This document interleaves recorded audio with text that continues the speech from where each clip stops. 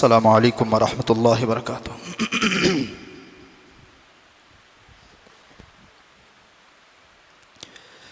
الحمد للہ نحمده ونستعینه ونستغفره ونؤمن به ونتوکل علیہ ونعوذ باللہ من شرور انفسنا ومن سیئات اعمالنا من يهده الله فلا مضل له ومن يضلله فلا هادي له ونشهد أن لا إله إلا الله وحده لا شريك له ونشهد أن سيدنا وسندنا ومولانا محمدا عبده ورسوله وصلى الله تبارك وتعالى عليه وسلم تسليما كثيرا كثيرا أما بعد فأعوذ بالله من الشيطان الرجيم بسم الله الرحمن الرحيم لو أنزلنا هذا القرآن على جبل لرأيته خاشعا متصدعا من خشية الله وتلك الأمثال نضربها للناس لعلهم يتفكرون وقال تعالى في موضع آخر يا أيها الناس قد جاءتكم موعظة من ربكم وشفاء لما في الصدور وهدى ورحمة للمؤمنين قل بفضل الله وبرحمته فبذلك فليفرحوا وقال تعالى إنا عرضنا الأمانة على السماوات والأرض والجبال فأبين أن يحملنها وأشفقن منها وحملها الإنسان إنه كان ظلوما جهولا صدق الله العظيم وقال النبي صلى الله عليه وسلم خيركم من تعلم القرآن وعلمه وقال عليه الصلاة والسلام إن الله يرفع بهذا الكتاب أقواما ويضع به آخرين او کما قال علیہم الصلاۃ والتسلیم۔ ہر قسم کی تمام تعریفیں سزاوار ہوں اس خالق کائنات پر جو تمام جہانوں کا پالنہار ہے۔ درود و سلام ہو ذات قدسی والشیم صاحب الجود والکرم تاجدار حرم نبی اکرم صلی اللہ علیہ وسلم پر اور آپ کی آل اور اولاد پر، تمام صحابہ پر، تابعین پر، تبع تابعین پر، متبعین پر، تمام اولیاء اللہ پر، اسی طریقے سے یہ سلسلہ چلتا رہے قیامت تک کے آنے والے تمام مسلمانوں پر۔ میرے محترم عزیز دوستوں، بزرگوں اور نوجوان ساتھیوں، خطبے میں قرآن مجید کی 3 آیتیں میں نے آپ حضرات کے سامنے تلاوت فرمائی۔ اس میں سے چند اہم آیات خطبے میں تو چھوٹ گئی، وہ تھی سورہ رحمان کی، الرحمن علم القرآن خلق الانسان علمہ البیان۔ جو آیتیں پڑھی گئی ہیں ان آیات میں اللہ تعالیٰ قرآن مجید کی عظمت کو بیان کر رہا ہے۔ بہت ہی افسوس اور دکھ کے ساتھ یہ کہنا پڑ رہا ہے کہ اتنی عظیم کتاب جس کے بارے میں نبی کریم صلی اللہ علیہ وسلم نے ارشاد فرمایا، حضرت عمر رضی اللہ عنہ راوی حدیث ہیں، ان اللہ یرفع بہذا الکتاب اقواما ویضع بہ آخرین، کہ اللہ تعالیٰ اس قرآن کے ذریعے سے بعضوں کو اوپر اٹھائے گا اور اسی قرآن کے ذریعے سے جو ہے اللہ تعالیٰ بعضوں کو ذلیل کرے گا۔ اس کی تشریح آگے آئے گی۔ مطلب کیا ہے کہ یہی وہ قرآن ہے جس کو مسلمان اگر تھامے رہیں گے، پکڑے رہیں گے، اس کو پڑھیں گے اور سمجھیں گے اور اس پر عمل کریں گے، اللہ تعالیٰ اسے آسمان کی بلندیوں پر پہنچائے گا اور یہ وہی قرآن ہے جس کو پڑھنا اگر چھوڑا جائے گا، سمجھنا اگر چھوڑا جائے گا اور اس پر عمل کرنا اگر چھوڑ دیا جائے گا تو انسان جو ہے زمین سے بھی زیادہ نیچے پستیوں میں ذلیل ہو کر کے چلا جائے گا۔ سورہ رحمان میں اللہ تعالیٰ نے پہلے ہی جو سورت کی جو ابتدا کی ہے وہ لفظ الرحمن سے کی ہے۔ سورہ رحمان کے متعلق نبی کریم صلی اللہ علیہ وسلم نے ارشاد فرمایا یہ قرآن کی جو ہے دلہن ہے۔ جس طریقے سے دلہن کو آراستہ اور پیراستہ کیا جاتا ہے، دلہن کو سوارا اور خوبصورت بنایا جاتا ہے، تو قرآن مجید کے اندر یہ جو سورت ہے، اس کے جو الفاظ ہیں، اس کا جو جوڑ توڑ ہے، اس کے جو ترنم ہیں، وہ یقیناً جو ہے آج بھی دیکھیے ایک ایسا آدمی جسے بسم اللہ کے با کا پتہ نہیں، عام آدمی ہے، سادہ سا انسان ہے، لیکن جو ہے کبھی کبھی آ کر کے درخواست کرتا ہے کہ امام صاحب آج آپ سورہ رحمان پڑھیے، یا آپ نے سورہ رحمان پڑھا تو آنکھ سے آنسو جاری ہونا شروع ہو گیا، حالانکہ وہ کوئی معنی نہیں سمجھ رہا ہے، کوئی اسے مطلب نہیں پتا ہے، کچھ بھی نہیں ہے۔ یہ قرآن کریم واحد ایسی کتاب ہے کہ جس کو سمجھے بغیر بھی اگر کوئی سنے گا انسان کے دلوں کو وہ گدگدا کے رکھ دیتا ہے۔ قاری عبد الباسط رحمۃ اللہ علیہ بہت بڑے قاری قرآن گزرے ہیں، آپ حضرات نے بھی ان کے قرآن کو سنا ہوگا۔ تو حضرت چونکہ مصر کے رہنے والے تھے، یہ الگ بات ہے کہ حضرت کے چہرے پر داڑھی تھی یا نہیں تھی، تو ان کی حکومت میں وہ کیا مسئلہ تھا وہ دوسری باتیں ہیں، لیکن بڑے نیک تھے، متقی تھے، پرہیزگار تھے۔ جن حضرات نے حضرت قاری عبد الباسط صاحب کے ساتھ وقت گزارا ہے، انہوں نے کہا کہ وہ نام کے قاری نہیں تھے کہ اسٹیج ملا تو قرات کر لیے اور اسٹیج نہیں ملا تو خاموش رہے۔ روزانہ ایک قرآن مجید صبح سے لے کر شام تک پڑھنے کی ان کی عادت تھی، وہ کسی سے بات ہی نہیں کرتے تھے، صرف قرآن کی تلاوت، قرآن کھول رہے ہیں پڑھ رہے ہیں صبح سے لے کر کے شام تک۔ لیکن ہم لوگوں نے بھی قرآن کو رکھا ہے پڑھنے کے لیے، کب؟ جب طبیعت خراب ہو جائے یا کسی انسان کی جان نکل رہی ہے، روح نکل رہی ہے، تو سورہ یاسین پڑھ کے کسی طریقے سے آسانی سے کر کے جلدی سے اس کی روح کو نکال دیا جائے، یا کوئی آدمی کینسر میں مبتلا ہو گیا ہے یا گھر کے اندر جا رہے ہیں تو پھر ڈھونڈنا پڑتا ہے، تلاش کرنا پڑتا ہے کہ قرآن کہاں رکھا ہوا ہے۔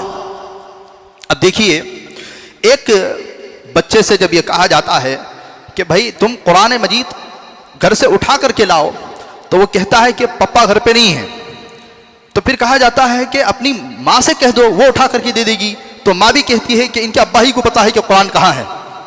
یہ گھروں میں ہمارے حالت ہے۔ اور قرآن کی تلاوت کیا چیز ہے اور اس کا سمجھنا یہ تو بہت عظیم چیز ہے، اور اس پر عمل کرنا یہ اور عظیم چیز ہے، لیکن ہم لوگوں کو جو ہے صبح سے لے کر کے شام تک دنیا بھر کی چیزیں سنتے رہیں گے، غیبتیں کرتے رہیں گے، اور فیس بک دیکھیں گے اور یوٹیوب دیکھیں گے، اور نوجوان پتہ نہیں کیا کیا دیکھیں گے، اس میں وقت گزرے گا۔ لیکن قرآن جیسی میٹھی چیز اور اتنی عظیم کتاب جس سے انسان جو ہے آسمان کی بلندیوں پر جو ہے پہنچ سکتا ہے، نہ اسے ہمیں پڑھنے کی فرصت ہے، نہ ہمیں اسے سننے کی فرصت ہے۔ تو ایک مرتبہ جو مصر کے اس وقت میں پریزیڈنٹ تھے، وہ رشیا گئے ہوئے تھے، تو رشیا میں پورے کمیونسٹ رہتے تھے، تو انہوں نے کہا کہ تم ہماری کتاب کو مان لو تو ہم جو ہے تمہارا ملک جو مصر جو ایجپٹ ہے ہم اس کو بہت بلندیوں پر پہنچا دیں گے۔ تو اس وقت میں جو ان کے پریزیڈنٹ تھے، ظاہر بات ہے وہ ایک دنیاوی آدمی تھے، اتنا زیادہ دین سے اور ان چیزوں سے ان کو لگاؤ نہیں تھا، تو وہ کوئی جواب اتنا بہتر دے نہیں پائے، وہ آ گئے، لیکن ان کے دل میں تھی بے قراری۔ جب اگلی مرتبہ رشیا کو جانے کا موقع آیا تو انہوں نے ایک میٹنگ کی کہ رشیا کے لوگ یہ کہہ رہے ہیں کہ تم لوگ جو ہے ہمارا مذہب قبول کرو اور ہماری کتاب کو پکڑو، تو پھر کہا کہ ایسے کرتے ہیں کہ قاری عبد الباسط کو لے جا کر کے ان کے سامنے قرآن کو سناتے ہیں۔ تو جو رشیا کے پریزیڈنٹ تھے وہ قاری عبد الباسط کو رشیا اپنے ساتھ میں لے کر گئے اور پارلیمنٹ میں کہا کہ اس سے پہلے کہ ہم اپنی آگے کی چیزیں طے کریں، میری تمنا، میری درخواست یہ ہے کہ تم جو ہے ایک 5-10 منٹ ہمارے لیے دے دو اور یہ کچھ پڑھ کر کے سنائے گا، آپ تم اس کو سن لینا۔ قاری عبدالباسط صاحب رحمۃ اللہ علیہ کہتے ہیں کہ میں پریشان کہ ایک تو ہے عرب ممالک میں قرآن پڑھ کے سنانا جہاں کے لوگ قرآن کو سمجھتے ہوں وغیرہ وغیرہ، لیکن رشیا جہاں کے لوگوں کو نہ قرآن کا پتہ، نہ زبان کا پتہ، نہ دین کا پتہ، نہ اسلام کا پتہ، سب کے سب جو ہے غیر ہے، ان کے سامنے قرآن پڑھنے کے لیے کہا جا رہا ہے۔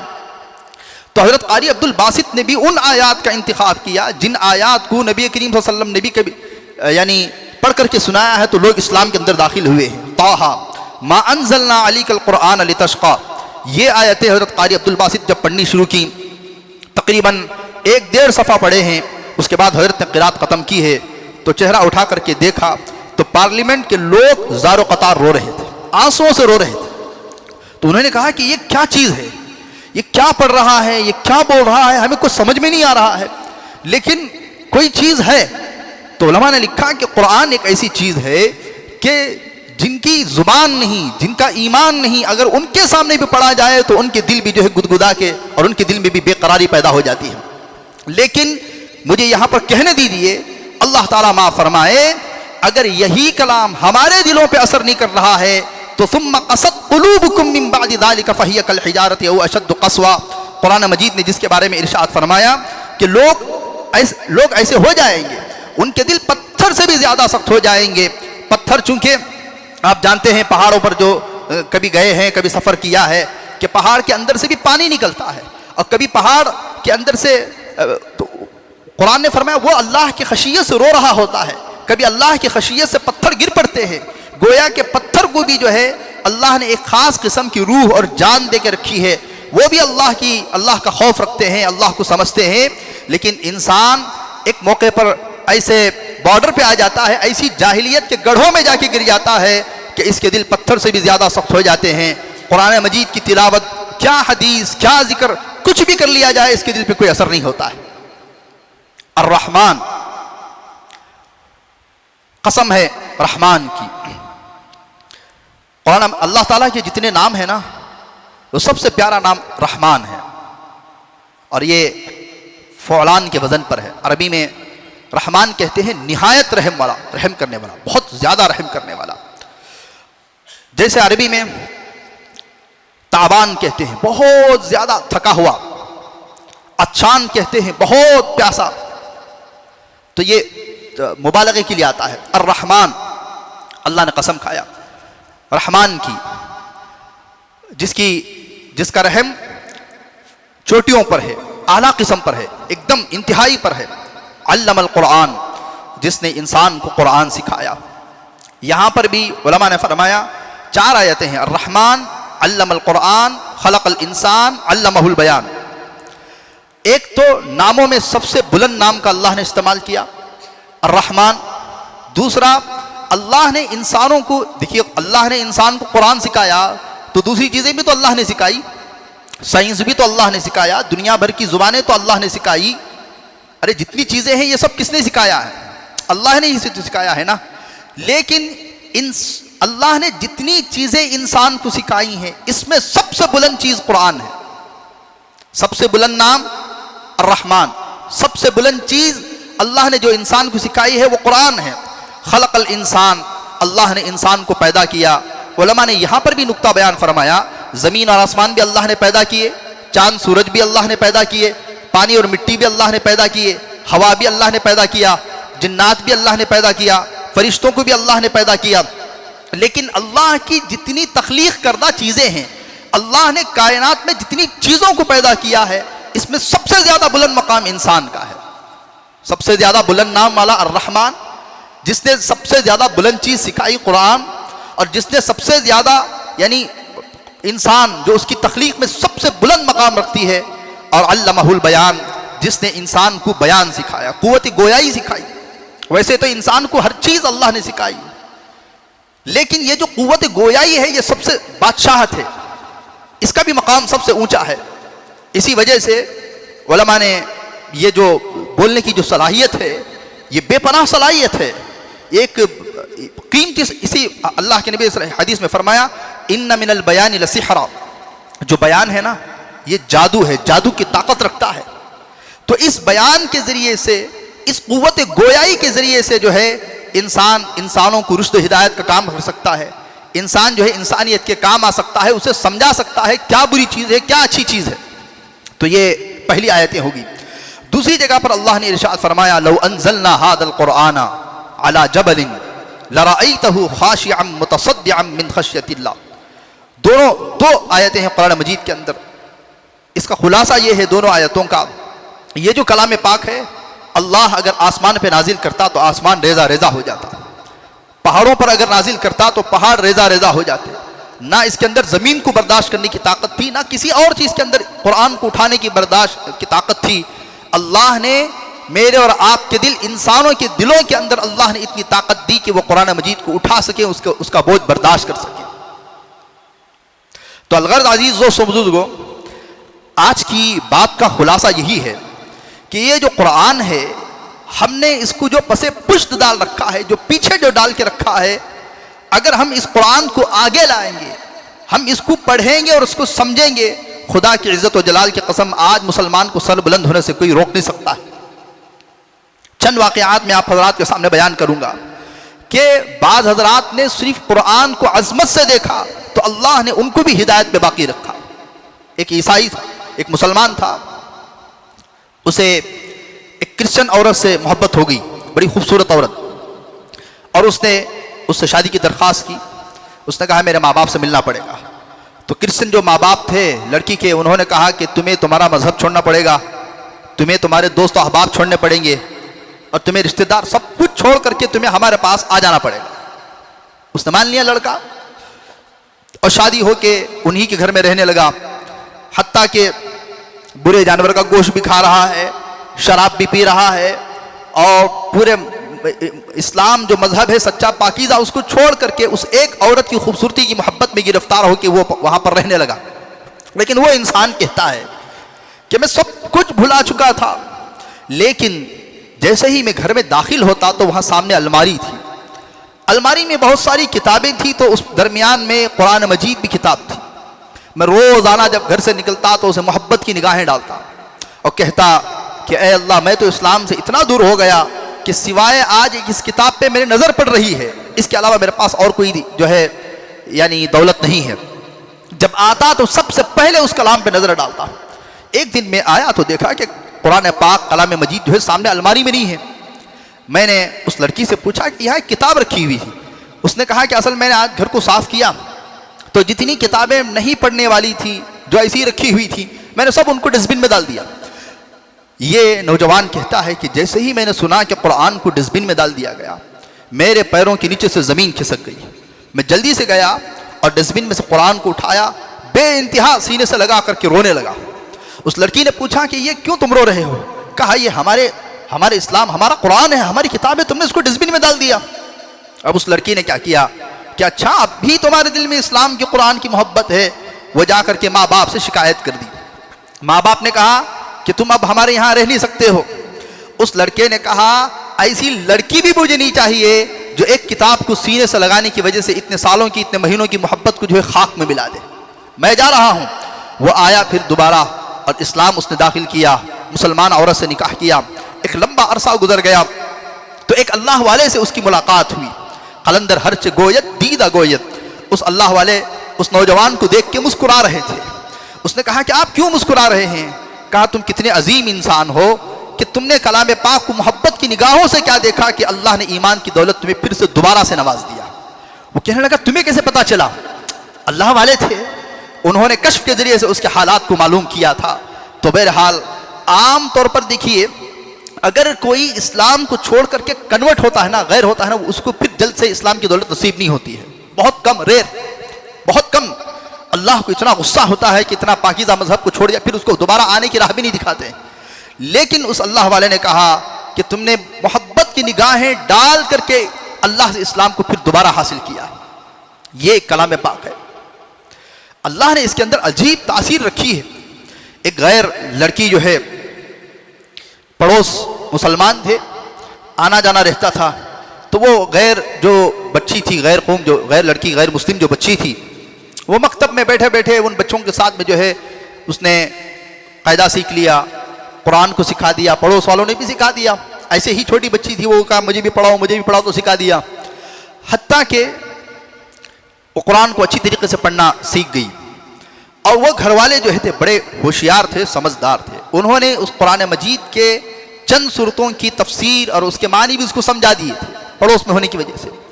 جب اس لڑکی کا نکاح ہوا، اس کی شادی ہوئی، نکاح تو نہیں کر سکتے ہیں، شادی ہوئی غیر کے ساتھ پہ، تو یہ مسلمان جو گھرانہ تھا انہوں نے قرآن کو اچھی طریقے سے پیک کیا، اس کو گفٹ میں دے دیا اور کہا کہ یہ ایک ایسا گفٹ ہے، تم اس کو 2-4 دن ہفتہ گزر جانے کے بعد جو ہے تب کھول کر کے دیکھو گے اپنے سسرال کے یہاں۔ جب وہ کھولی ہے تو کلام پاک ہے۔ اب وہ جب شوہر اس کا آفس کو جاتا تو اس کا ایک ہی کام قرآن کو کھولو پڑھتے رہو، اس میں مزہ آتا تھا اسے۔ اب اس نے ترجمے کا قرآن دے دیا تھا، ترجمہ پڑھتی گئی کرتی گئی۔ ایک دن میں ایک گھر کو آئی پڑوس کے یہاں اور کہا بچپن سے تم نے قرآن کو پڑھایا، سکھایا، سمجھایا، تحفہ دیا، آج اس قرآن کے مالک سے بھی ملوا دیجئے، مجھے آپ کلمہ پڑھا دیجئے۔ وہ لڑکی کلمہ پڑھ گئی، مسلمان ہو گئی۔ اب اس کے پیٹ میں بچہ بھی ٹھہر گیا۔ اب اسے بے قراری رہی کہ اگر یہ بچہ ہوا تو ظاہر بات ہے میں غیر کے یہاں شادی ہو گئی ہوں، بچہ بھی غیر مسلم ہوگا، شوہر بھی غیر مسلم ہے، تو وہ دل ہی دل میں دعائیں کرتی رہی، اے اللہ کوئی راستہ ایسا نکال کہ میرے بچے کا ایمان بھی محفوظ ہو جائے اور میری زندگی بھی پاکیزہ بن جائے۔ اتفاق سے ایسا ہوا کہ اس کا جو شوہر تھا اس کو کینسر ہو گیا۔ وہ ایک دن آیا، آ کر کے کہنے لگا کہ تم اتنی خوبصورت ہو اور جوان ہو، ابھی ایک بچہ بھی نہیں ہوا ہے، قدرت نے میرے ساتھ ایسے کیا کہ میں کینسر کا مریض ہوں۔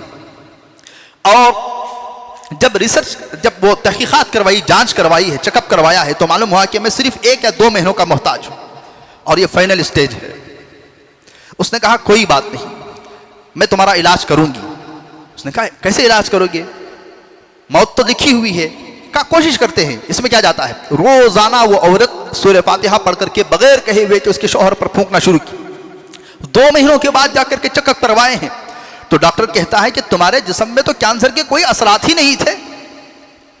وہ گھر کے اندر آیا، اس نے بیوی سے کہا کہ یہ تم نے کون سا کام کر دیا؟ اب اس لڑکی نے پورا واقعہ سنایا اس کے اسلام لانے کا۔ شوہر نے کہا کہ تم مجھے بھی کلمہ پڑھوا دو، وہ بھی کلمہ پڑھ گیا، جو بچہ ہوا وہ بھی محفوظ۔ اب تھا برادری کا مسئلہ تھا، اب برادری والے قبول نہیں کریں گے، تو اس کے شوہر نے کہا اپنی بیگم سے ہم ایسا کرتے ہیں ہم یہاں سے دور چلے جاتے ہیں۔ اب اس نے جو ہے سعودیہ میں اپنی جو ہے نوکری کو جو ہے اپلائی کیا، وہاں پر اس کی نوکری لگ گئی۔ اب وہ وہاں پر آ گیا، پھر وہاں سے اس کی نوکری جو ہے مکہ میں لگی۔ اب وہ پوری نمازیں وہاں حرم میں پڑھنے لگا۔ یہ خدا کی قدرت ہوتی ہے، اللہ تعالیٰ اس کلام کے ذریعے سے انسان کو کہیں اور پہنچا دیتا ہے۔ ایک اور واقعہ نبی کریم صلی اللہ علیہ وسلم کے زمانے کا میں آپ حضرات کے سامنے بیان کروں۔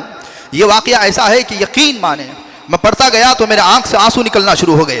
یہ واقعہ ہے سالم، ایک غلام، اس کا نام تھا سالم۔ ملک شام میں ایک شخص نے، یہ جو لڑکا تھا 15-16 سال کا غلام، اس کو بیچنے کے لیے کھڑا کر کے رکھا تھا بازار میں۔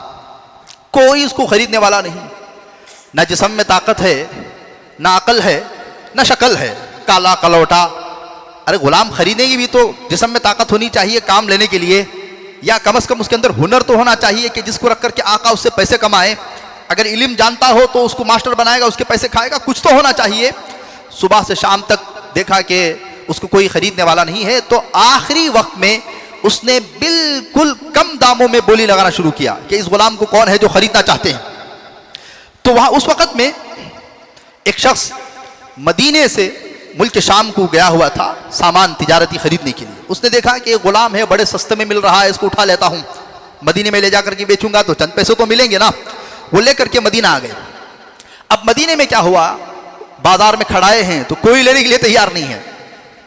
1 دن 2 دن، اس کے بعد اس کے آقا نے کہا کہ ایسا کرو تم بازار میں خود چلے آنا، گھر سے نکل کر کے صبح میں، شام تک کھڑے رہنا، اگر کوئی خریدنا چاہتا ہے تو اس کو لے کر کے میرے دروازے پر آ جانا۔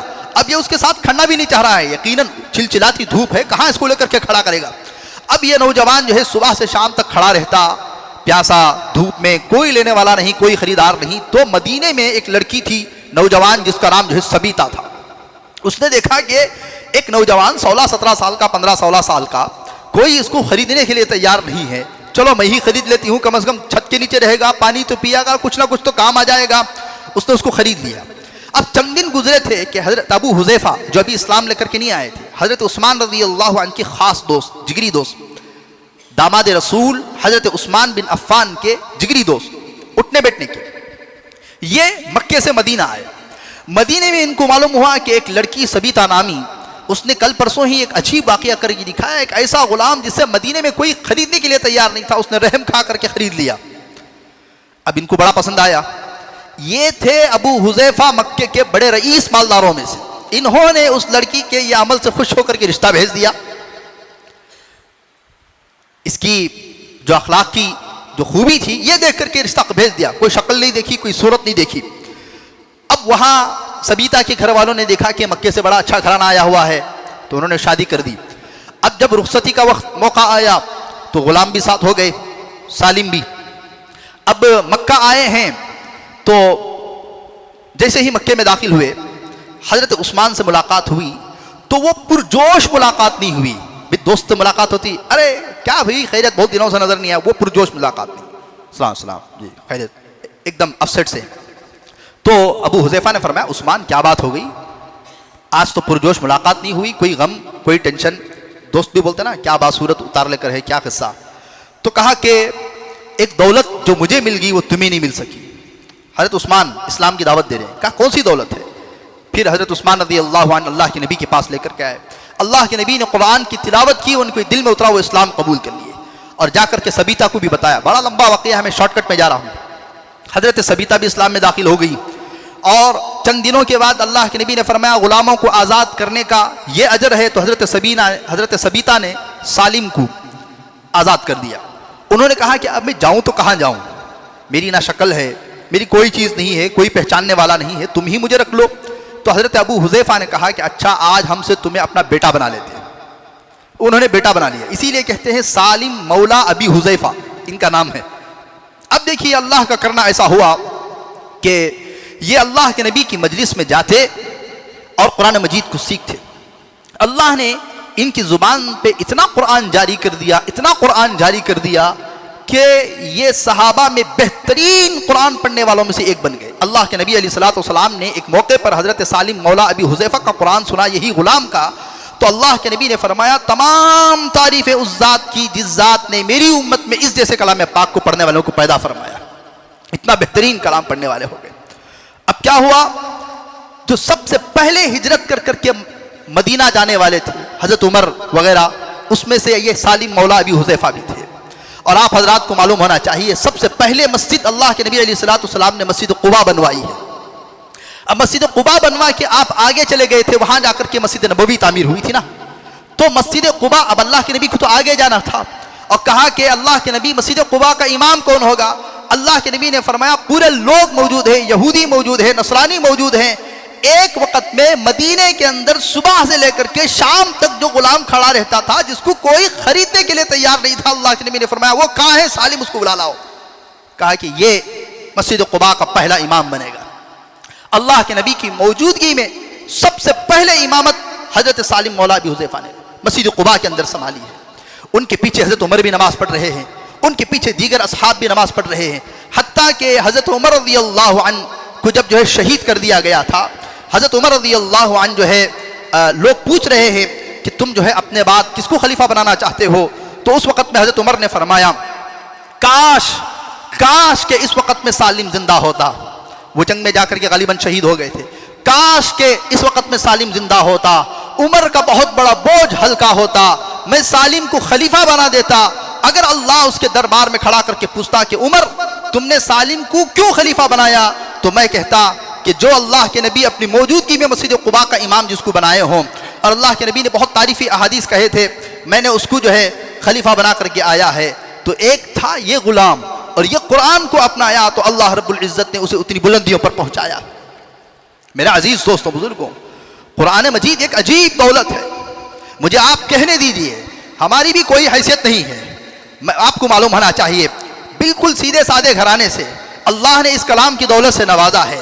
اس کی وجہ سے اللہ نے لوگوں کی دلوں میں محبت ڈالی، اور آج جو ہے جس کی کوئی حیثیت نہیں وہ انسان جو ہے آپ حضرات کے سامنے، یہ کلام ہی تو ہے جس کی وجہ سے آپ اللہ نے دلوں میں محبت ڈال رکھی ہے اور آپ حضرات کھینچے چلے آتے ہیں. ورنہ یہ قرآن، یہ حدیث جو اللہ نے سینے میں محفوظ کر رکھا ہے، یہ ہٹا دیا جائے تو کیا ہے، کچھ بھی نہیں ہے. تو قرآن مجید کی تلاوت بڑی عظیم چیز ہوتی ہے. میں نے 3 حدیثیں آپ کے سامنے خطبے میں بیان فرمائی. ایک حدیث حضرت عثمان بن عفان رضی اللہ عنہ کی ہے. خیرکم من تعلم القرآن وعلمہ. حضرت عثمان رضی اللہ عنہ نے فرمایا تم میں سے بہترین شخص وہ ہے جو قرآن کو سیکھے اور قرآن کو سکھائے. یعنی دنیا میں اس سے بہتر شخص کوئی نہیں ہو سکتا، یا تو وہ قرآن سیکھ رہا ہو یا تو وہ قرآن کو سکھا رہا ہو. اور ایک حدیث میں اور معلوم ہونا چاہیے الرحمن علم القرآن خلق الانسان علمہ البیان، اور عاشق قرآن عثمان بن عفان. یہ علماء نے وزن جاری کیا ہے. حضرت عثمان رضی اللہ عنہ بھی قرآن کے بہت بڑے عاشق تھے، حتیٰ کہ آپ قرآن مجید ہی تو تلاوت کر رہے تھے جب آپ کو شہید کیا گیا تھا. بڑے عاشق تھے. ایک اور حدیث میں حضرت عمر رضی اللہ عنہ نے ارشاد فرمایا کہ دیکھو ان اللہ یرفع بہذا الکتاب اقواما ویضع بہ آخرین. قرآن مجید یہ وہ کتاب ہے جس کو مسلمان اگر اپنائیں گے، اس پر عمل کریں گے، اس کو پڑھیں گے، اس کو سنیں گے، اللہ تعالیٰ آسمان کی بلندیوں پر ان کو پہنچائے گا. اگر یہ کتاب پر عمل کرنا چھوڑیں گے، پڑھنا چھوڑیں گے، اس کو سمجھنا چھوڑیں گے، اللہ تعالیٰ جو ہے اس قوم کو جو ہے ذلیل کر دے گا، اس قوم کو جو ہے گرا دے گا. ایک اور موقع پر حضرت ابوبکر صدیق رضی اللہ عنہ نے بھی ارشاد فرمایا، عربی الفاظ مجھے اس وقت میں یاد نہیں آ رہے ہیں. حضرت ابوبکر صدیق رضی اللہ عنہ نے فرمایا اللہ تعالیٰ نے جسے قرآن جیسی دولت دی ہو اور قرآن جیسی دولت پا کر وہ دنیا کے ملینئرز اور دنیا کے کروڑ پتی لکھ پتی کو دیکھ کر کے وہ رال ٹپکا ہے، اس سے بڑا بدقسمت اور ذلیل انسان دنیا میں کوئی اور نہیں ہے. اس وجہ سے اللہ نے علماء کو، ایک عالم کو جو دولت دے کے رہتا ہے نا، وہ بہت بڑی دولت ہوتی ہے، اسے چھوٹی نہیں سمجھ. کل قیامت کے دن جو ہے اللہ تعالیٰ 3 شخصوں کو کھڑا کرے گا.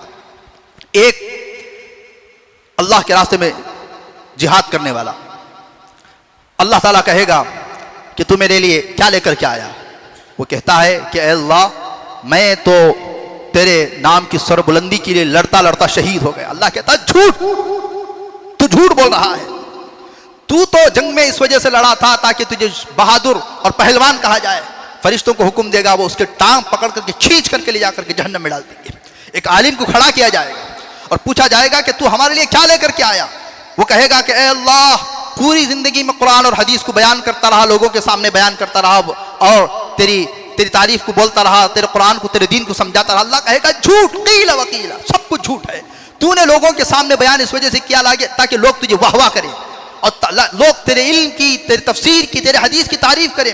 فرشتے پیر پکڑیں گے، لے جا کر کے جو ہے جہنم میں ڈھکیل دیا جائے گا. اسی طریقے سے ایک شخص کو بلائے گا اللہ تعالیٰ اور کہے گا تو میرے لیے کیا لے کر کے آیا؟ کہا اے اللہ میں نے دنیا جہاں بھر کی چیزوں کو صدقہ اور خیرات کر دیا. اللہ کہے گا جھوٹے، تو نے دنیا میں خیرات اس وجہ سے کی، صدقہ اس وجہ سے کیا تاکہ لوگ جو ہے تجھے مالدار جانے، اور لوگ دیتے ہیں تو دکھا کر کے ڈالتے ہیں. فرمایا اس کو لے جا کر کے جہنم میں ڈال دو. اللہ تعالیٰ اس کو لے جا کر کے جہنم میں، فرشتے لے جا کر کے اس کو کھینچ کے جہنم میں ڈال دیں گے. خلوص کی اللہ کے یہاں بہت قیمت ہے. مجھے آپ کہنے دیجئے، بلکہ بعض ہمارے ذمہ داران مسجد نے بھی کہا کہ آپ حضرات کے سامنے میں اس بات کو رکھوں کہ گزشتہ جمعہ آپ حضرات کے سامنے جب چندے کا اعلان ہوا تو جمعے کی نماز کے بعد ایک ایسا نوجوان جس کی دکان جو ہے، جو حادثہ ہوا تھا، جس کی دکان بھی آگ کے زد میں آ گئی تھی، پوری دکان جس کی جل گئی. میں اس دن جس وقت میں وہاں پر آگ لگی ہوئی تھی میں بھی کھڑا ہوا تھا اور اس نوجوان کو دیکھ رہا تھا. وہ روتے ہوئے ادھر سے ادھر بھاگ رہا تھا، پانی لے کر کے بجھا رہا تھا. وہ ادھر کنارے پر آ کر کھڑا ہوتا ہے اور جیب سے جو ہے کان کے ٹاپس نکال کر کہتا ہے کہ میری اہلیہ نے یہ جو ہے صدقہ اور خیرات کیا ہے نوح کے ہریانہ کے لیے، مجھے لینے کے لیے جی نہیں چاہ رہا ہے. کیونکہ اللہ کے نبی علیہ الصلوۃ والسلام نے بعض موقعوں پر صحابہ نے دیا ہے تو ان کا انکار بھی کیا ہے کہ نہیں آپ اس کو رکھیں. میں نے اسے کہا آپ کا برا وقت ہے، پوری دکان جل گئی ہے اور سب کچھ یعنی یہ ہو گیا ہے، آپ اس کو کیوں دے رہے ہیں؟ تو جب اتنا کہنا تھا اس کی آنکھ میں آنسو آ گئے. اس نے کہا کہ حضرت یقیناً بہت برا وقت ہے، لیکن ہم نے گزشتہ بار ہم نے نیت کر لی تھی کہ دینا ہے. اب جو نیت کی تھی دینا ہے، اس درمیان میں جو حادثہ ہو گیا وہ اللہ کی مرضی تھی.